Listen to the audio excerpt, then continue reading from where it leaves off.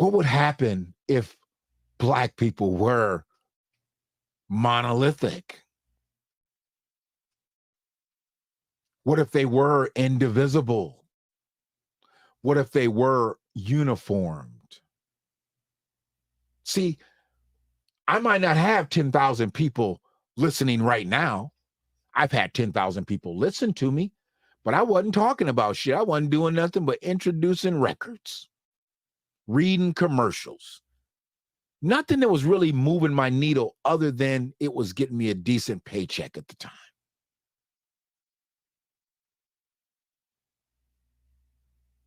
But when I talk about this, I'm not getting any money for this. And I'm not getting as many as the people that listen to me really say nothing, talk about nothing, to understand this. And I know I'm on the right path here. No one has to tell me you're right, Shannon. You're right on this. You're right on this. Because I know I'm right on this. If we are together, if we are uniform, if we are a monolith, I don't believe anybody can touch us.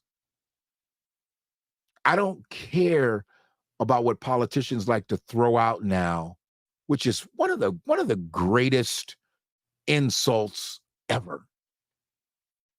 America is a country of immigrants.